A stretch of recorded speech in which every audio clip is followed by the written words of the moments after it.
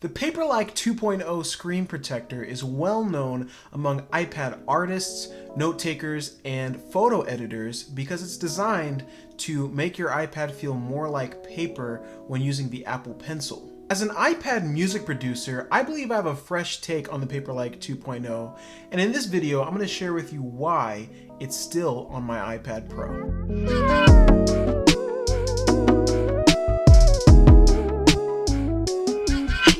What is up, creatives? I'm Jahrell, your music technologist, here to help you master the tech you need to make music freely. I make weekly tip and tutorial videos as well as gear reviews on all things music production. If you enjoy that kind of content, hit that like button, subscribe, hit that notification bell so you can be the first to catch the next one. First off, I want to say that this video is not sponsored by PAPERLIKE, and while they did send me out this product, I will receive no money from the company for making this video. And as always, the opinions I share in this video are entirely my own. That being said, if you do decide to pick one up, you can use my affiliate link down in the description, and I'll receive a small commission which costs you nothing extra and helps out the channel. I am someone that in general hates screen protectors. Almost every screen that I interact with is entirely naked, and a lot of my devices don't even have cases. So why do I have this sheet of plastic over my iPad screen? Well, there's a few reasons. I'm someone who really enjoys taking handwritten notes on my iPad Pro,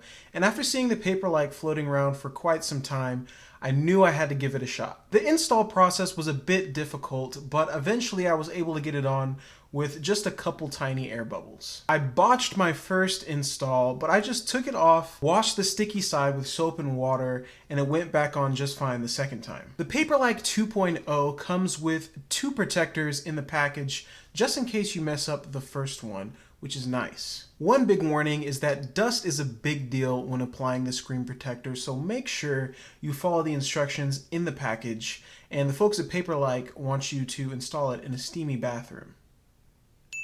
After slapping this thing on my iPad, I found that the PAPERLIKE 2.0 delivered on its claim, and I found myself taking way more handwritten notes, and it's been great for editing my video thumbnails in Affinity Photo. But what has kept this screen protector on my iPad is actually not the writing experience, it is its usefulness for music production. Hear me out. What I already love about the iPad Pro for music production is the fact that it's such a tactile experience.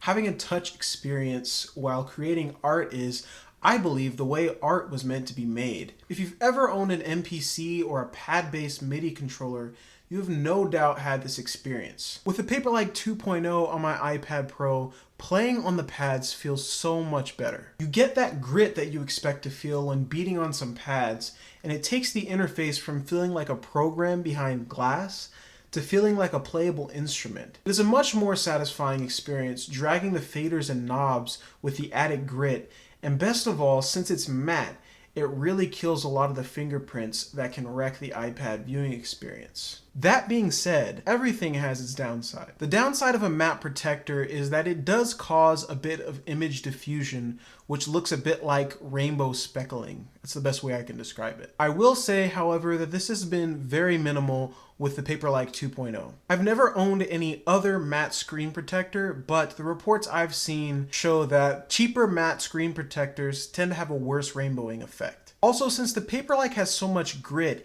it can tend to hold dirt from your fingers, so make sure you're wiping it down from time to time. All in all, I'm pleasantly surprised by how much I enjoy having the PAPERLIKE 2.0 on my iPad Pro. Though it's not marketed as a tactile solution for iPad music producers, that's definitely what it's been for me. If you want to pick one up for yourself and help out the channel in the process, you can use the link in the description or go to paperlike.com/Jahrell. That's it for this video. Go make something dope, creatives, and I'll see you in the next video.